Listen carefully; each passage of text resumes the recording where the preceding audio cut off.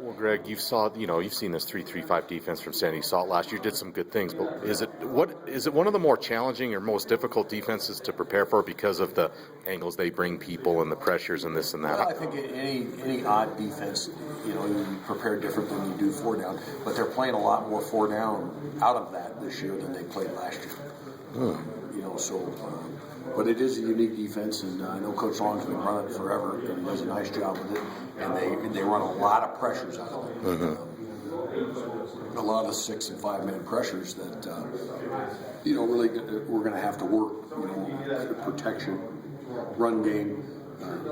Because they're always running through gaps and wreaking havoc that way, and they do a nice job. Is it a harder defense? Not that any defense is easy to game plan against, but with what you just said, with the look and even in 4-man look, is it one of the more difficult defenses just to game plan against? Not necessarily. I don't.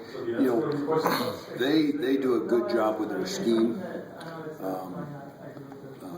But I don't know if it's necessarily more difficult because of that. I think it comes down to players. Preparing for Fresno State was very difficult. This season. Of all the teams we played, they were probably the most difficult because I thought they were the best overall defense in the conference. Right. Scheme aside, I thought they were more athletic than a lot of teams we had to get ready for, especially in the secondary. Is this the best secondary that you'll face, or at least one of them in San Diego State's? They're pretty good. I think they're pretty good across the board.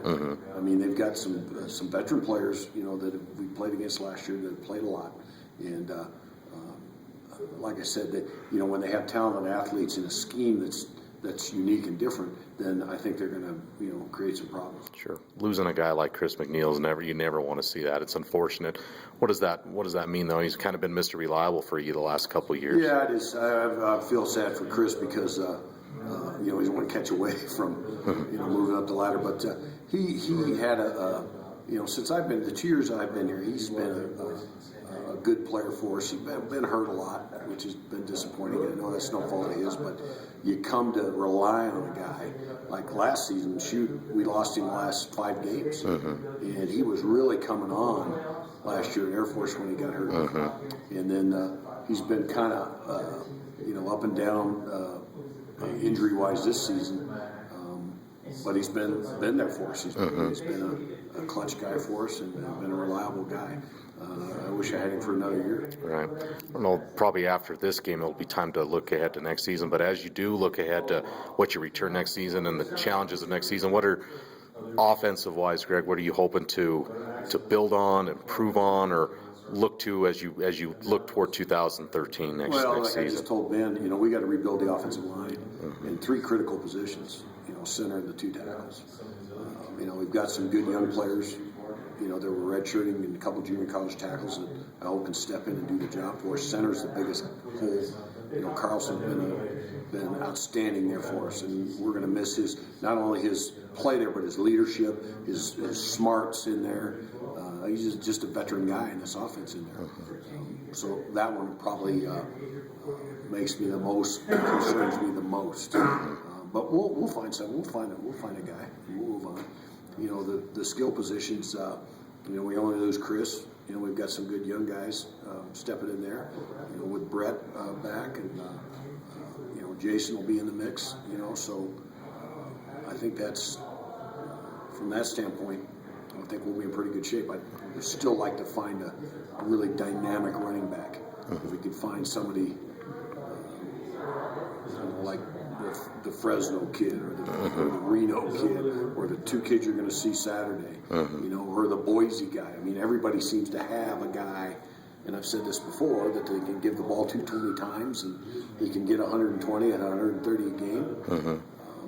Maybe it's Brandon Miller. He's been in the system now. Maybe it's DJ May or Sean Wick. Who knows?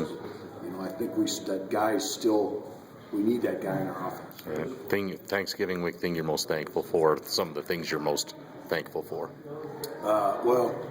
I'm really thankful for my health. You know, getting up there a little bit, and just things start to go wrong.